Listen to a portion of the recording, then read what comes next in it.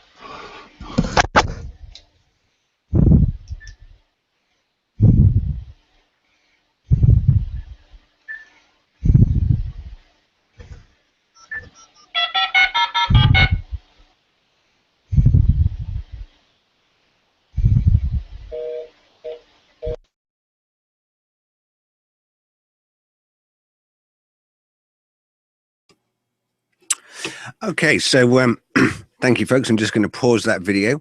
We're experimenting with this technology, so we hope that you were able to see that. But because I know that Peter was struggling to see that. But essentially, you can find the European Union, the new Soviet Union, on our website, theunituk.com, and you can go and see that there. And it seems incredible to me now, really, the short length of time that I've been involved with working on this project for a number of years. But I remember seeing this video back in the time and thinking to myself that it sounded somewhat disjointed with what my understanding of the European Union was. And yet, unexpectedly, I suppose, to me personally, we seem to see the economic difficulties in nations like Greece being disrupted and potentially even torn apart, just as Vladimir Bukovsky predicts.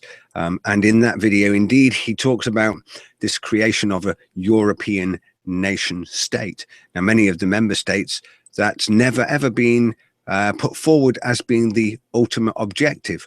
Yet, if you look at our Brave New Europe series on the website, you'll find that indeed Jean Monnet, the architect of the European Union, said to the United Nations that the nations of Europe should be brought together into a single federal state, but it should be disguised as a movement by economic means.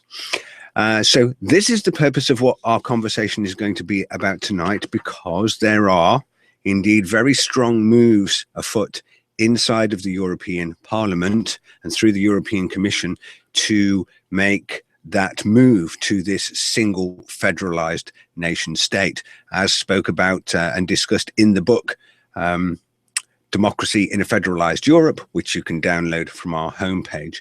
Now, as I speak to you now, we are still struggling with some technical difficulties and we have a couple of guests that are going to be joining us this evening, and we will try to bring them on the show. One of the difficulties with working with a live show, of course, is that when things go wrong, you've still got to run the show and you've still got to improvise.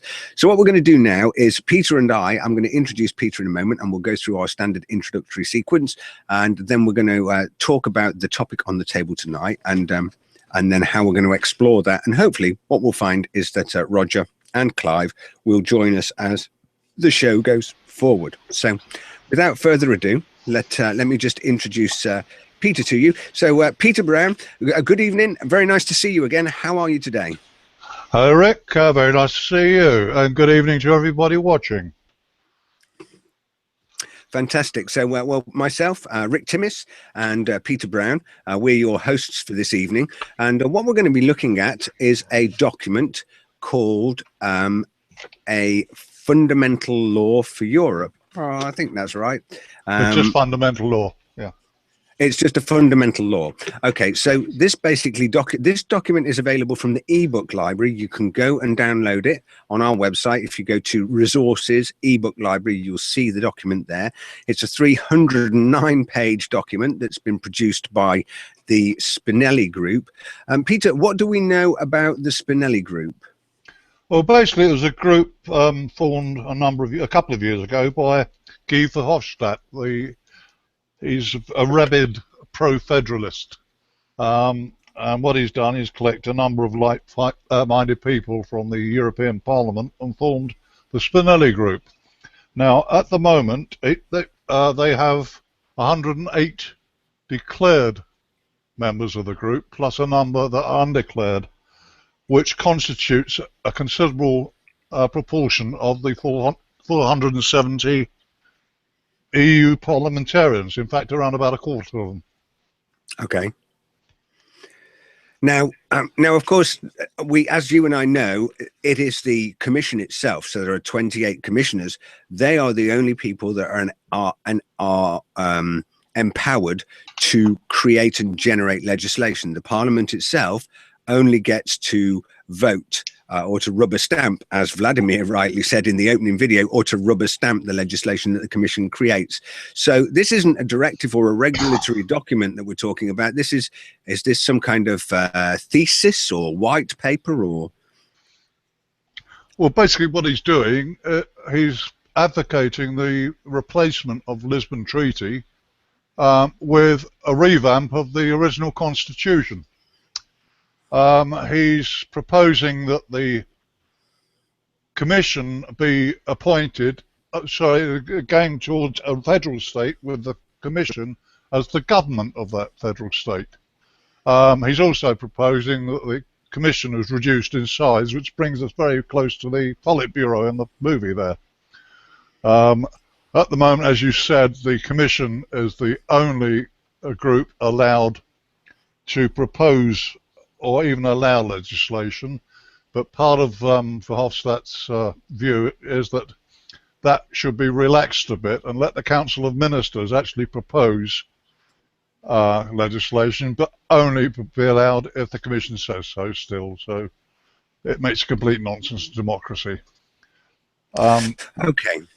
So what we're going to do, basically, we've got two documents. I've got a summary document because I am aware indeed of the Spinelli Group. In fact, there is another document on our website from the Spinelli Group that from Spaghetti. I know, what a funny name, the Spinelli Group. But both Italian, aren't they?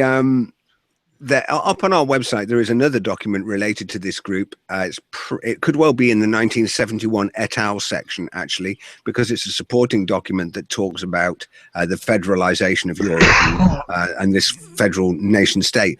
And one of the reasons why we utilized that was that, as you saw in the opening movie there, and as we have demonstrated in our public talks, if you've seen any of our public talks, you'll have seen that we talk about this very surreptitious situation under the governance of Edward Heath, where Edward Heath was saying, look, there is no question of Britain's essential national sovereignty being eroded in any way, and yet the Foreign and Commonwealth Office document 1048 actually stated quite clearly that the Foreign Office said that sovereignty will be passed, legal precedents will be passed away, and we will have diminished powers.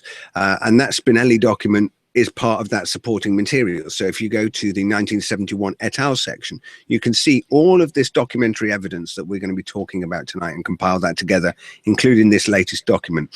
What I'm going to do here, Peter, because I know that you've had some time to look at some of the key aspects of this document, I've got a 26-point chart here, so I'm going to try to sort of steer us through that and explore some of the points that we've got here so we can look at what these proposals are looking to do and change in detail.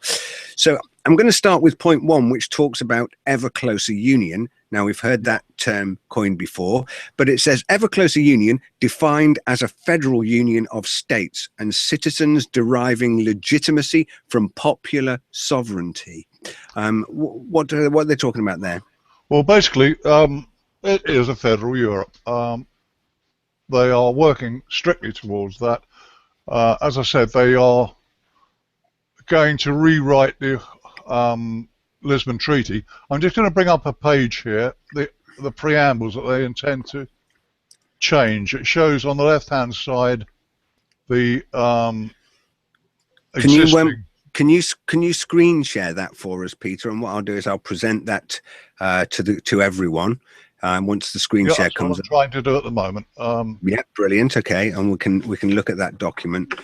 Great. Here we go. And I'm going to put this on present to everyone now. Okay, magic. Right, now, if you look at the left-hand side, this is the preamble to the Lisbon Treaty on the left-hand side. Now, it showed all the heads of state of the nations that signed it on the 13th of January 2007. Okay. What Verhofstadt is proposing is to scrub that and put what's on the right-hand side. We, the peoples of Europe, as opposed to the sovereign state, heads of state. That's a great opener, isn't it? It's a communist statement, isn't it? Well, it seems very innocuous, doesn't it? We the peoples of Europe sounds like a wonderful opener. Yeah, great. Actually, never mind all this, titular state heads with Her Majesty this. It's we the people, we count. Of course, what is more nefarious is the fact that then goes on to say represented by the institutions and member states of the European Union. Exactly right. No democracy at all. That's exactly right. No democracy at all. They've got, by getting rid of that first part of the preamble, they've got rid of the sovereign state.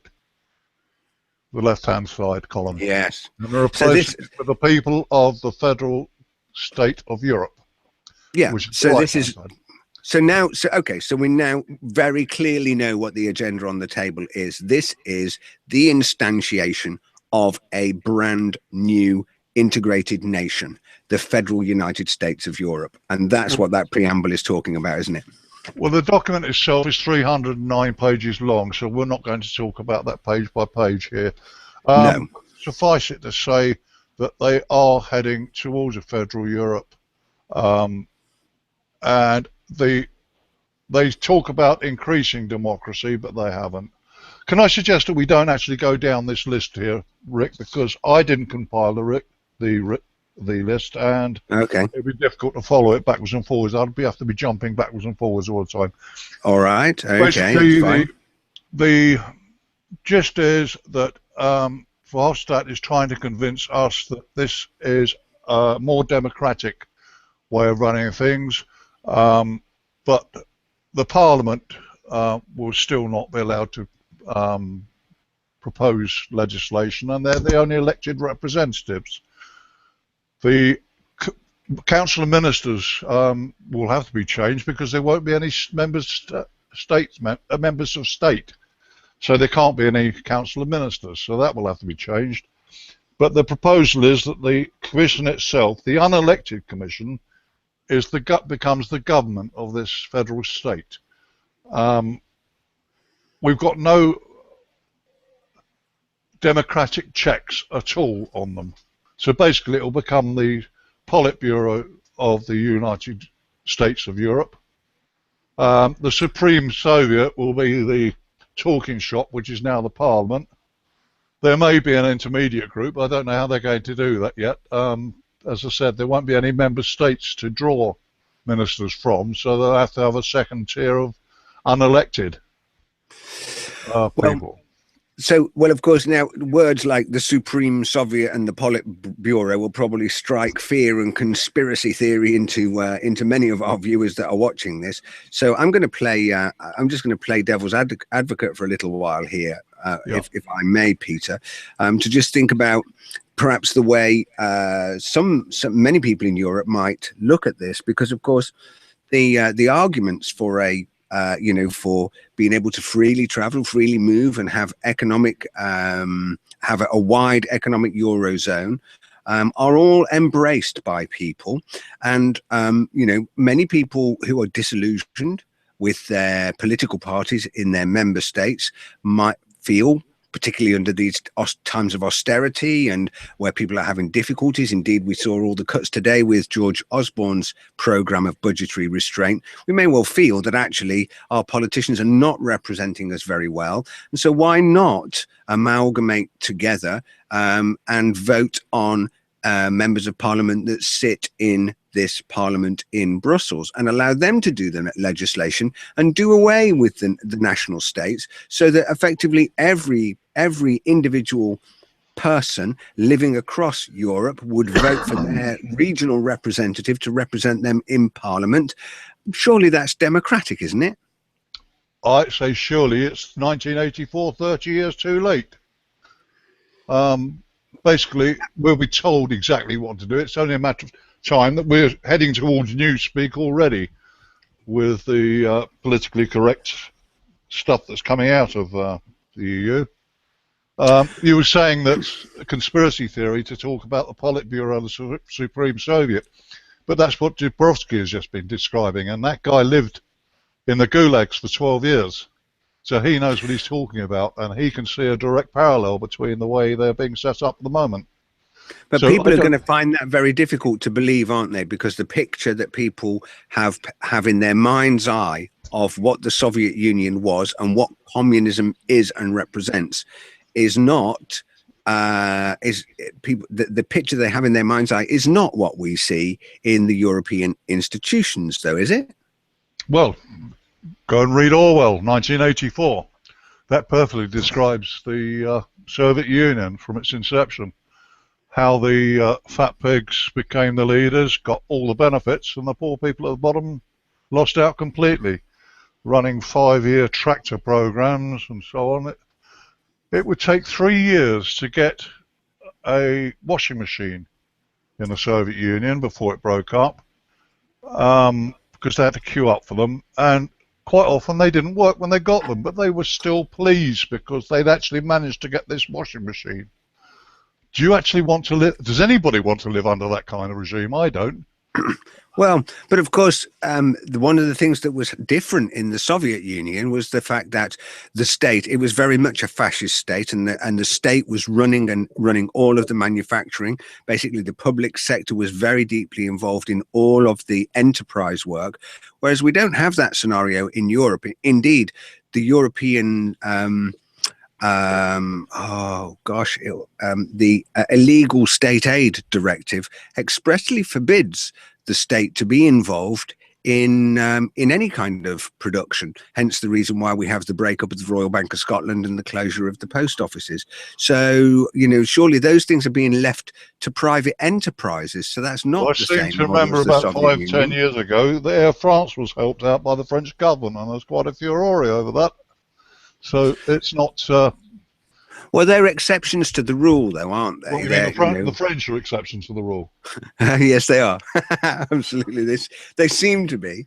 But the point is that the system, the illegal state aid system, and the directives on legislation, and the fact that the state is diverted from getting involved in manufacturing and production and all of those aspects of things, basically lends itself to a more capitalist, consumerist, open economic state. So that's very different to the Soviet Union, isn't it? No, not at all. I mean, both unions were plagued by incompetence of the leaders. But that's true of the member nation states as well, isn't it? Yeah, but we can do something about that. We can get rid of them if they're incompetent. Right. Okay. So let's explore that a little bit more. So the problem we have here is that we cannot elect into power or out of power the commissioners or the council of ministers. We only have influence at the lower level, which is the members of the European Parliament. Yeah, which is just a talking shop. But does that not mean then that, for example, this Spinelli Group, if the people of Europe look through this proposal, which they probably won't because there'll be more interesting reality TV shows on the TV, but if they were to read through these proposals and decide that actually we don't want that, could they not just vote these Spinelli Group MEPs out and that would be that? Job done? No, not at all. It's been estimated we've only actually got 8. Cameron keeps talking, and the CBI keep talking about staying in Europe and having a seat at the top table. That's absolute nonsense. We do not have any more than 8% of the voting rights in the European Parliament. It's been worked out that the last 54 amendments that we put forward to the European Parliament have been defeated. We haven't won a single one. So we have actually no influence at all on the Europe. It's all nonsense. Now, why is that? Is that because the voting rights are distributed by population count or by... No, it's because of the large groups. We've got very large groups that completely outnumber the groups that the British MEPs are in. And most of them have got opposing views. Most of them tend towards the federal state anyway. So anything that's going to interfere with the federal state will get voted out. We've got no chance. It doesn't matter whether we stay in the EU or in an EFTA, we still have no influence whatsoever with the European Parliament. Well, we have, but it's so small that it just doesn't work. 8%, that leaves 92% of votes against us, and most of the votes are going to go against us because it's in the interests of all these new Eastern European states that have come in to go towards a federal Europe.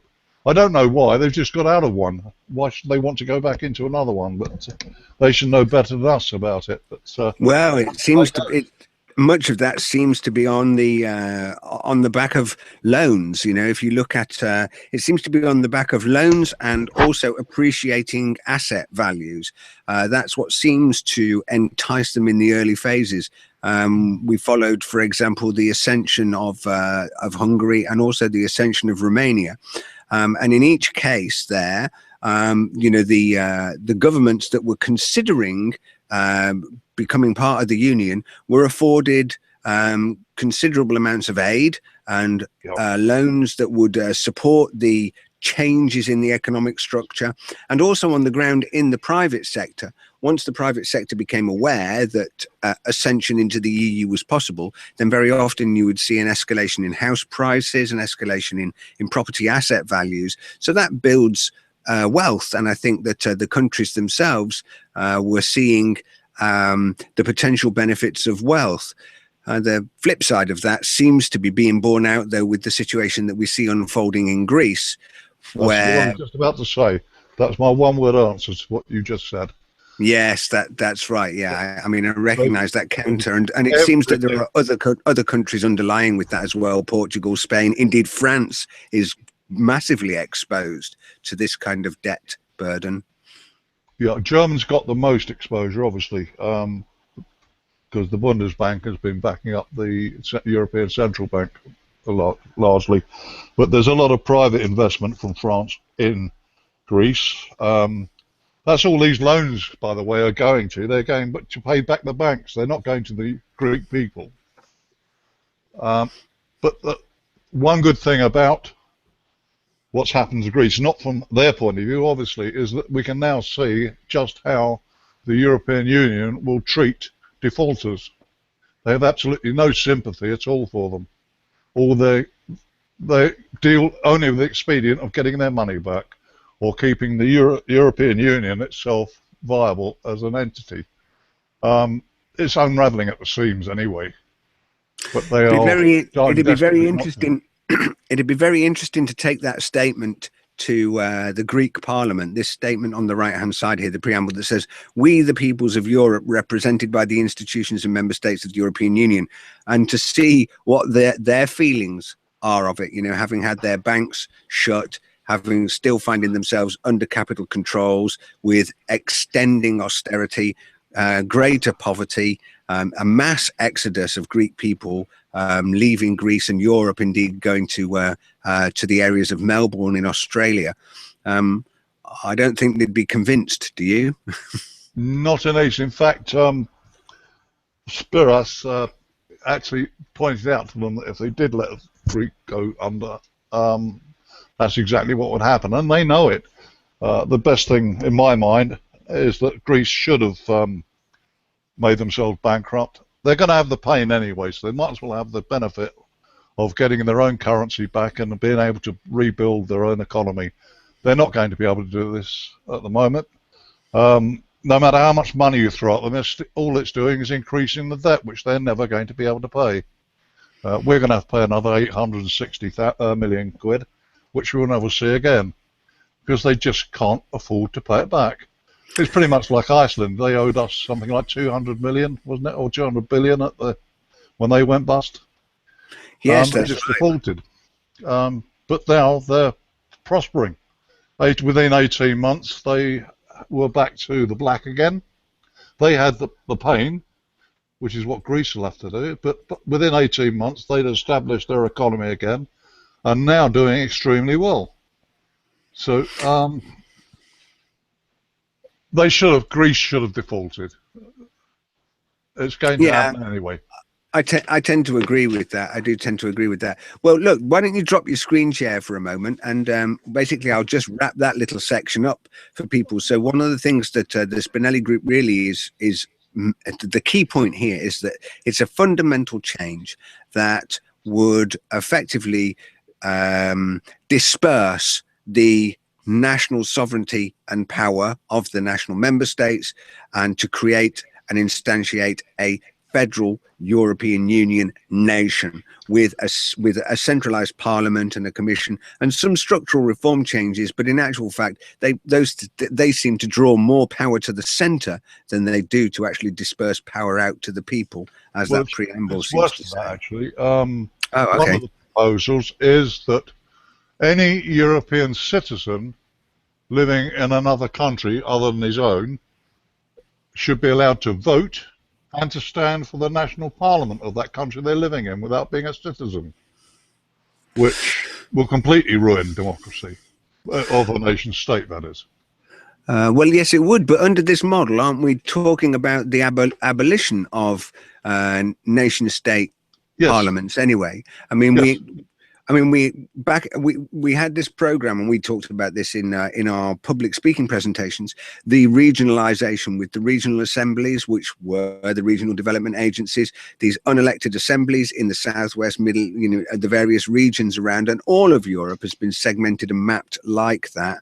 And so sitting in the wings, we have already these unelected regional assemblies that represent back to the MEPs, the demos, the public, elect the MEPs to go and stand in the parliament, who are fed information about the regional matters from the regional assemblies. But once again, the people are detached from that. So we're not talking about this kind of councils and district councils and shires and national parliaments. We're talking about Europe doing this properly and having properly in one context, in the sense of that all of the power and democratic control and functionality is centered around the parliaments of Brussels and Strasbourg. That's what we're saying, isn't it? Yes, pretty much. One of the other proposals, and bearing in mind these probably won't happen all at once, but we are heading for, the intention is to go into a federal Europe, but it won't happen all at once. They're going to do it piecemeal. This document is a very long document and got several suggestions in it. One of which is that we get rid of the national chairmanships, the rotating council chairmanships. And each group then elects its own chair. So there's no control over that at all. Pretty much like the European president is elected by the Commission without any input. That will happen to the situation that is now. At least at the moment, each member state gets a rotating 6-month presidency, which will give them some leeway in guiding the way the EU is going. That will be abolished completely. There won't be any member states eventually, so there can't be, but I suspect that will be one of the first things to go.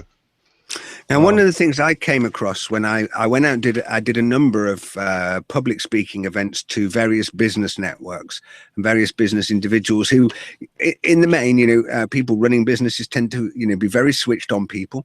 But obviously they're very busy people. One of the things that came very clear to me was the notion that the European federal state was more or less the same model as the United States of America, with its president and the Senate and so on and so forth, and that these things were largely the same.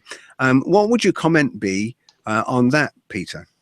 Well, for a start, the United States of America is a group of like people. They were all immigrants to start with, but they're all English speaking. They had their own state legislature to start with, as we have now, but the European model is to get rid of the individual nation states. So in that respect, it's certainly unlike the American model. The American model is they're pretty much autonomous, actually, in their own states. They've each got a state governor who pretty much says what they're going to do. They've got their own armed forces, the National Guard for each state. It's only in federal business that they're overruled, like the Supreme Court, but their own state legislature controls most of their own legal aspects anyway. So what they're proposing here for the Europe is totally different to the United States of America. All of the American Senate and House of Representatives are all fully elected. And they both have the right to propose legislature. In Europe, that will not happen. It will still only be the Commission, a small group of men who cannot be got rid of, will tell us what to do. The whole legal system in Europe is completely wrong anyway. They're proposing this corpus juris, which basically, under English common law, which most English-speaking countries use, anything that's not expressly forbidden is legal. Under the corpus juris, anything that's not specifically allowed is illegal. Yes, okay. So if they haven't thought of the law yet, you can get done for it for not complying with it, if you understand what I mean. Yeah. Well, I know we had talk with Dick Erickson on one of our table talk shows talking about that very matter. And indeed, if you're watching this on the website, if you go into our video library and look at the previous table talks, you'll be able to see that. And deeper in our video library, you can find some of the presentations that Talkwell has done about that. Now, one of the things that I've talked about quite a lot was in the Constitution, the European Constitution, before it was abolished, there was this thing called the Passerelle Clause, or the Self-Amendment Clause. And under the Lisbon Treaty, that's been renamed to call it the Self-Amending Clause. But in this new document, we see in the mainstream media an awful lot of Manuel Barroso talking about treaty change, Guy Verhofstadt talking about treaty change, and so on and so forth. And that tends to make people immediately think, well, treaty change, like David Cameron would have us believe, treaty change is immediately going to trigger a referendum in the nation states. It's immediately going to trigger a response by the nation states. Now, I happened to spot when I was skip reading through this 309-page document yesterday, there was some specific mechanics of how they're proposing to do this treaty change, Peter. Well, the first thing they're going to do is they're going to get rid of the unanimity. I can never get around that word. Okay. It's no longer going to require all member states to ratify treaties under this proposal. So we've got the situation where you've got QMV. Each member state, according to the number of people they have in the state, have a certain number of points. I believe that France, Germany and England have around about 70 odd, and you've got Malta right at the bottom with only one vote. But each member representative has the same input in any discussion, and right, it only requires, I think it's 56% of the vote, the Council of Europe or Council of Ministers to vote for a thing, and it will be carried. It requires 4 complete. I'm saying this off the top of my head now, so I'm not time since I read it. It requires 4 member states to actually introduce a blocking motion. But basically, it's stitched up. If they want to go into a federal Europe, they can bring us into it legally, that is, unless we get out. Yes. They're talking about basically what Cameron's red line was. One of them was there wouldn't be a 2-tier Europe with the non-Euro countries being pushed out to the sidelines. This document actually says that they will all be brought into the Euro coin. So it's just getting more and more as a statement of Britain becoming part of a federal Europe. And unless we get out, we are going to get drawn into it. No two ways about it. Yes, I mean, I tend to agree with that statement. Well, of course I would, wouldn't I? That's why I'm involved in this kind of in what we do here at the Unit UK and getting the news out and the information out, of course. And that's the key factor here. I think the key importance for people watching this video is that the information that we seem to be being given in the mainstream media, so through, for example, channels like the BBC and the press and so on and so forth, paints a picture. However, what we see here at the Unit UK is that we don't seem to be able to ratify that picture that the media is painting for us with the documentation and the legal structures that are being built and constructed inside of Europe. And this isn't just one or two articles or the odd white paper. This is carte blanche throughout treaties, throughout dossiers, throughout, in fact, even, the Human Rights Act, we found some quite astonishing facts in there that you can read about in our book on democracy in a federalized Europe. And that's the thing that we really need to explore. And we're trying to gather that information on the website, make it available for you, and to look at that in these kinds of debates. So moving from there, then, we now know that the Spinelli Group and this white paper have created the mechanism to deliver the treaty change. They're creating the political constructs that will alter the balance, making it very difficult to oppose the direction that this is going to travel in. Now, of course, there's going to reach a point, Peter, when the truth will out, if you like, where the people suddenly realize that, hang on a minute, this isn't quite the picture that I was looking for. And I'm going to look at some of those things for a moment. I mean, one of the things it points out here in this point is that it talks about the ending of opt-outs in justice and home affairs. So now that highlights this difference between habeas corpus, corpus juris, but also in home affairs. So that means that what does that mean for us on the ground? What are we going to lose when that takes Well, it's not place? particularly relevant right now, is it? Because the government's already opted in to the ones they opted out of. The 150 odd clauses, most of them were redundant, so they just ignored those. But the ones that they opted back in last December, which included the European arrest warrant, has already occurred. So I believe there's only two countries at the time, us and one other, I can't remember what it is now, that had the opt-out clause of the Lisbon Treaty. So it's a moot point now. We're back in. Yeah. So that means for us then, if we accept, which I think we do here, that the European judicial system has primacy or precedence, but it has legal primacy over the nation member states, then whilst we might think that we have a habeas corpus system in our national judiciary, in actual fact, we don't. We are actually subject to the powers of the European justice system, which has primacy over UK law. And indeed, we can see many examples of that through the use of the European arrest warrant.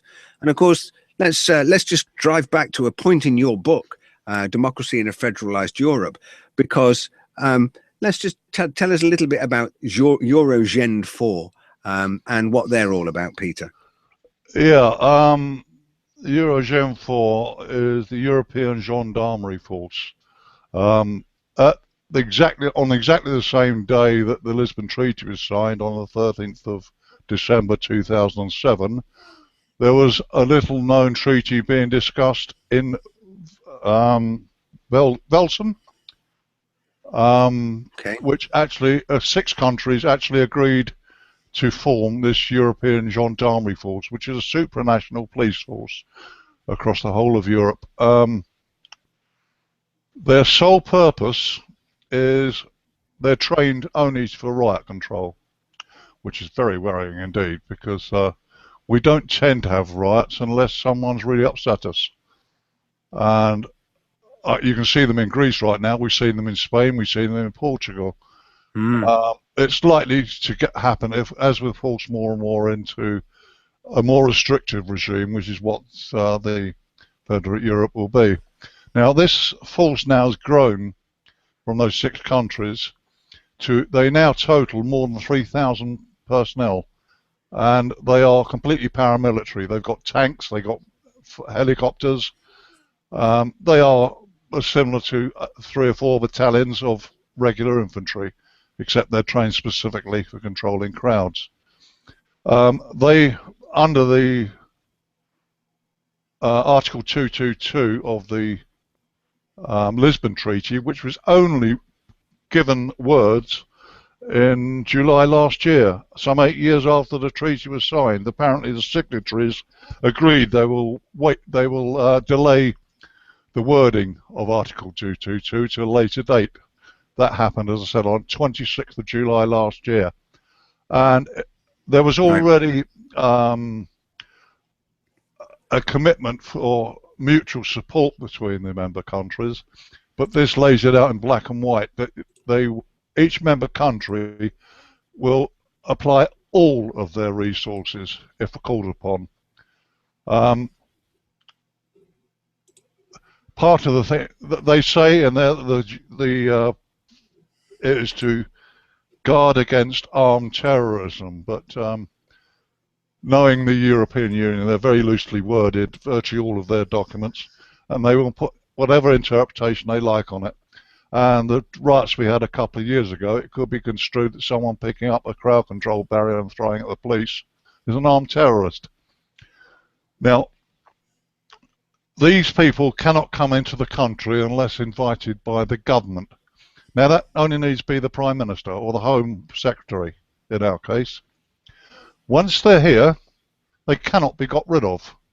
Not even an Act of Parliament can get rid of them.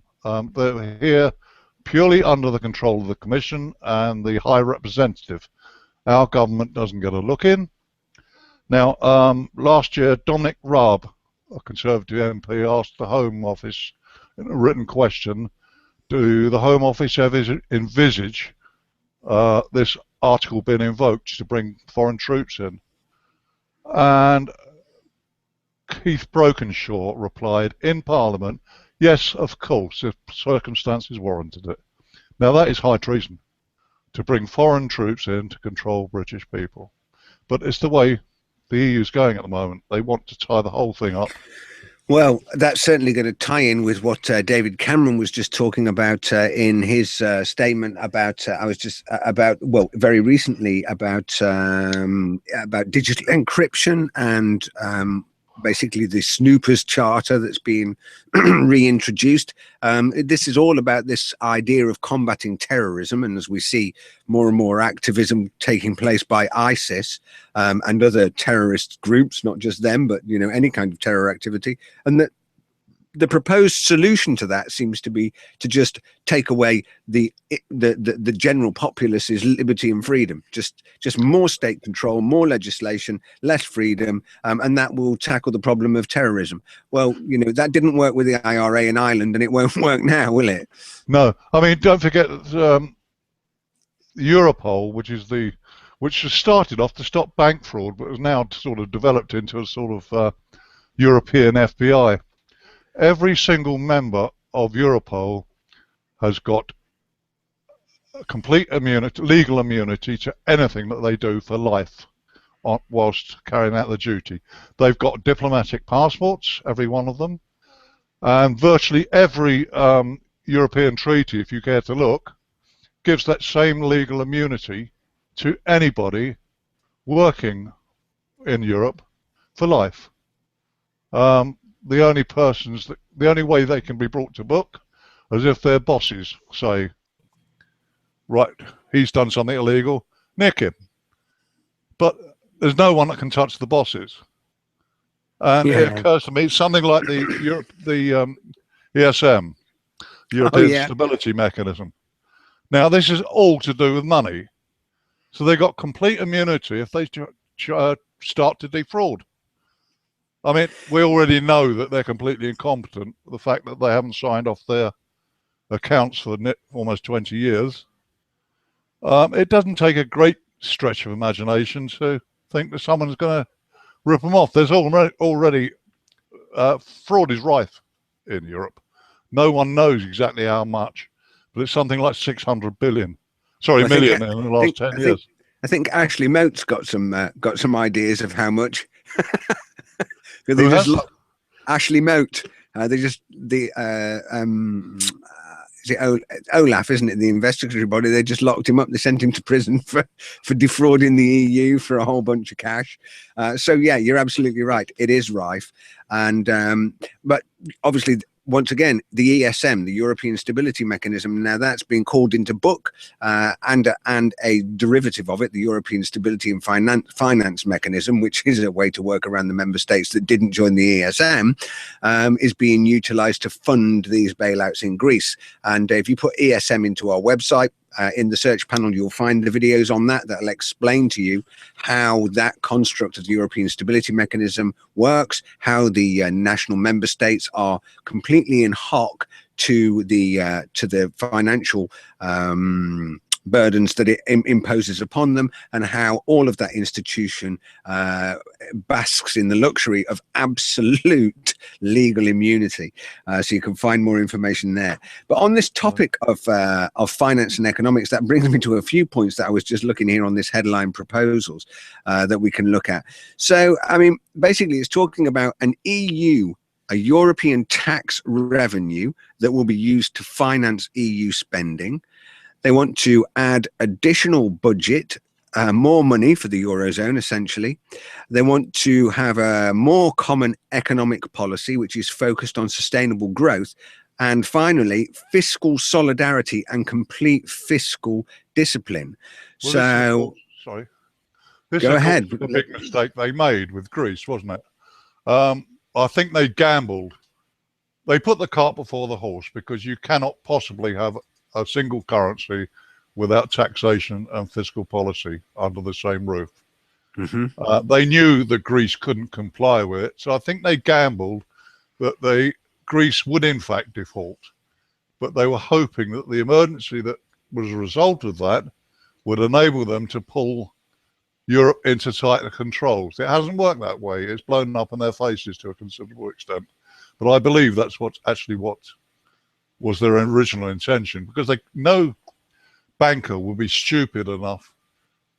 I mean, especially with the benefit of the ERM some years before, they could see what was going to happen when disparate currencies try to join together.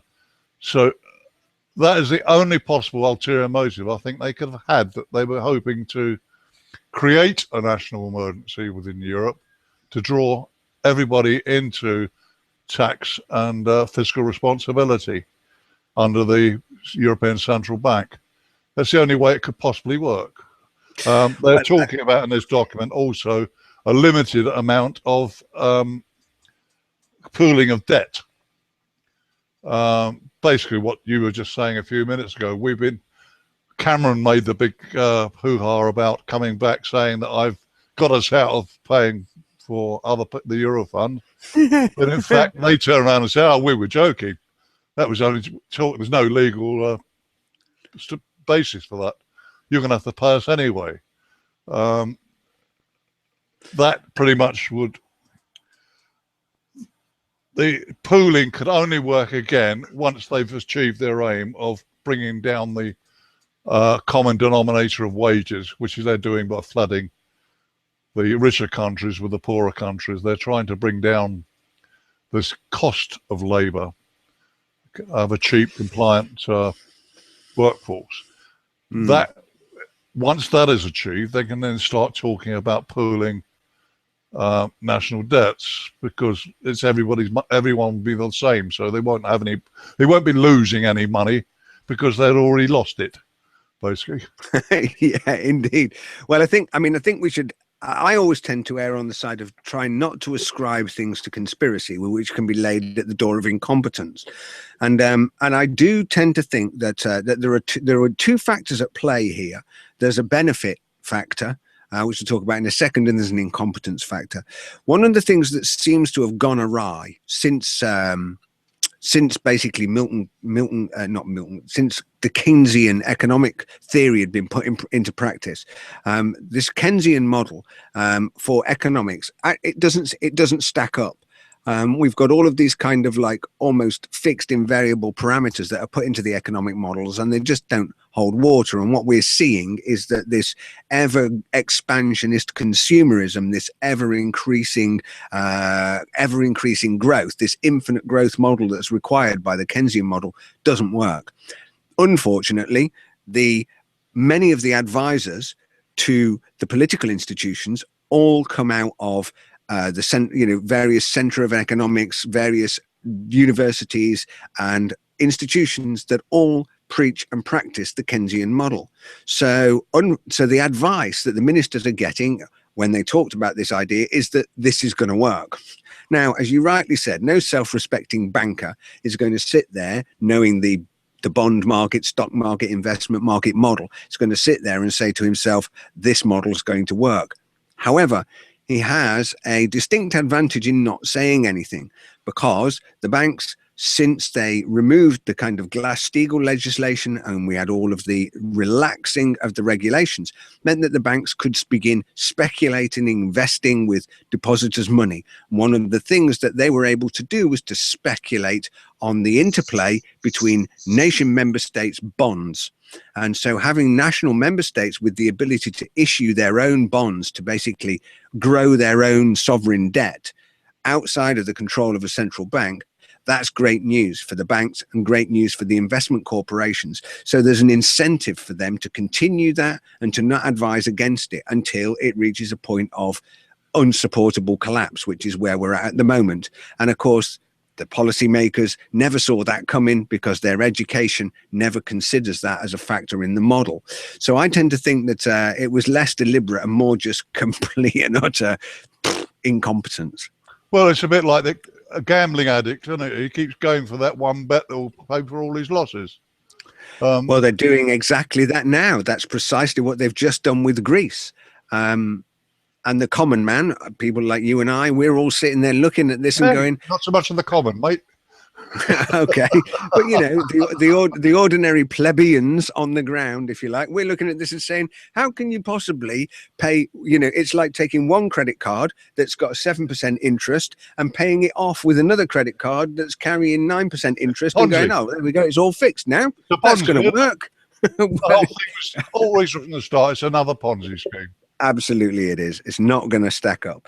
But under this white paper, the Spinelli Group's thinking is, let's have more of the same. Let's have more centralization. Let's wrap it all up in a centralized bank. Let's expand the debt. Let's now issue euro bonds and assimilate the thing into the greater whole. This white paper has learnt nothing about the new economic paradigm. So, well, what it has done, it has learned something. It's learned that it can't come in hard with a federal Europe. So what it's done, I mean, this crib sheet that I downloaded from a site has got 26 points on it. Yes. What they're going to do is do it piecemeal. Basically, they're going to bring this bit there and then this bit over there until eventually we find ourselves in the hole. I mean, I don't mean that. I mean a hole with a W, not a hole that you fall into, although that's going to happen anyway. I think they're synonymous in this context, aren't they? Yeah, that's true. I mean, there is a gradual erosion. As I said before, I do not believe they'll try and bring them all in one go. There will be a gradual erosion of any checks against the EU. I mean, this one about the rotating council presidency, for instance, to me, that's a big no-no. It may be superfluous when and if we become a federal Europe, because we won't have any nation states. But it is the only time that a national state can actually make some input into what's going on in the Europe. It at least sets the agenda. It may not be able to influence the agenda, but it at least sets it, which is quite a big benefit. But if that's taken away, the nation states will not have any kind of input like that at all. It will all be down to more or less permanent members of the commission, and I suspect there'll be a second house which will be unelected as well, to replace the Council of Ministers, to keep the pyramid going, basically, and they will be unelected. There's no indication on this document that the second chamber will be elected from Parliament. That would be slightly mitigating, but not sufficient, because the Parliament is not democratic in its first place. We've got to wait 5 years to get rid of anyone. We can't even get rid of a single member of the European Parliament because it's done on a sliding party block. We don't elect. We may in theory elect a single person to be our MEP, but should he resign, the party takes over and nominates who our new MEP. We won't have a by-election or anything. They just move the slot up a bit and get the next one in line. I believe that happened one in the West Country somewhere, didn't they? Someone actually resigned as MEP, and they just moved the next one up. Yeah, indeed. In actual fact, that was one. In fact, in the West Country, it was our very own Trevor Coleman. So Trevor Coleman basically took over the place of a man who, God rest his soul, is now deceased, Graham Booth. Graham Booth had been elected into office as the MEP for the Southwest region for quite a long period of time, but due to ill health, found himself having to resign. And when he resigned, the number 2 candidate basically stepped into his place. So there was no by-election at that time. So Trevor took over halfway through the parliamentary session. And was the representative for the Southwest, and then was re-elected for another 4-year period off the back of that at that time. So you're absolutely right. That's quite right. So basically there's no comeback at all for the electorate, is there, on the whole of the European construct? Unfortunately not, and I think that was the next message I was going to leap to. I mean, essentially, we've been broadcast live now for an hour, so what we're going to do is I'm going to bring this to a close with some wrap-up messages. And I think one of the important measures to take away here is that the information that most people are seeing via the mainstream media and the press and so on and so forth is not representing the true moves of what's really happening in Europe. Now, neither Peter or we don't want you to take our word for this. You've heard us talking about the potential issues here. Use the website. It's a resource where you can find all of this information. You'll find the Parliament's own documents, our own Foreign and Commonwealth documents, all of this documentation for you to look at.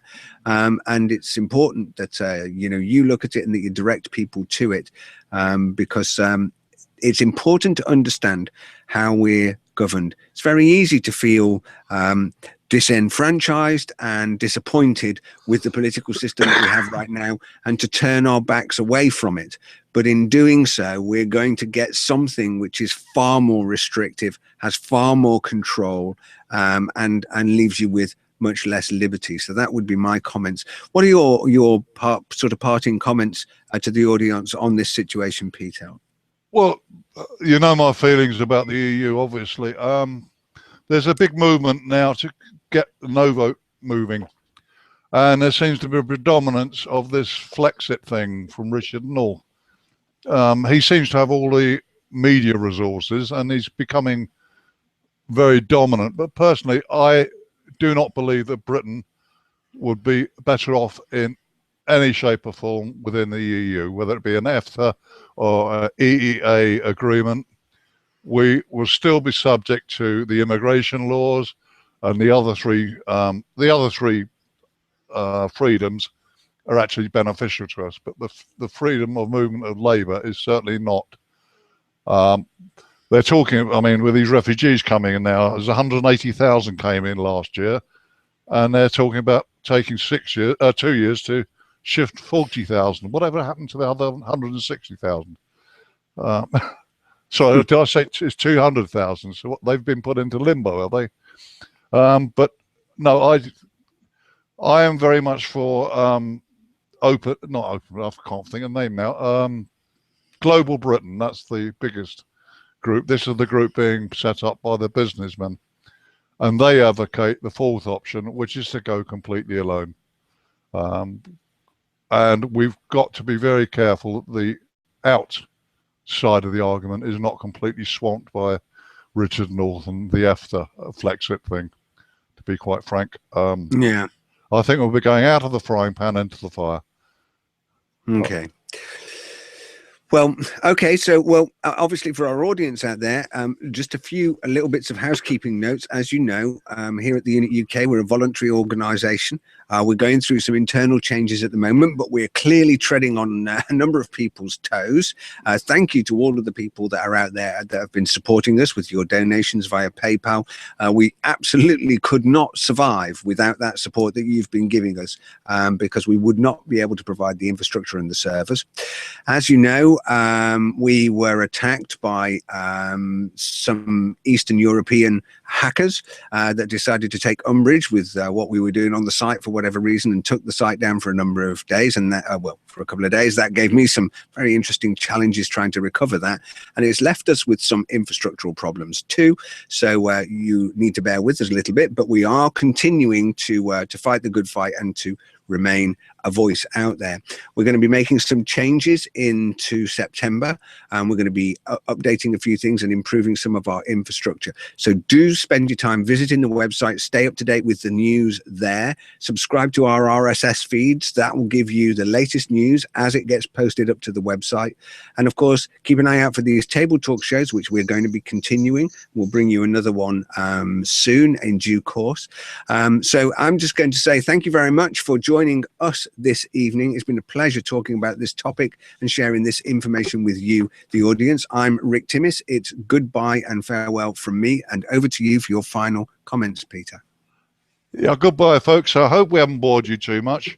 It's a shame that the other two guests couldn't arrive, because Roger Wright Morris is actually a legal person, so he could have explained it a lot better than us two could.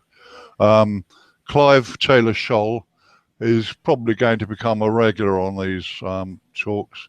He, again, had work commitments and couldn't make it, but it would have opened the program up a bit more.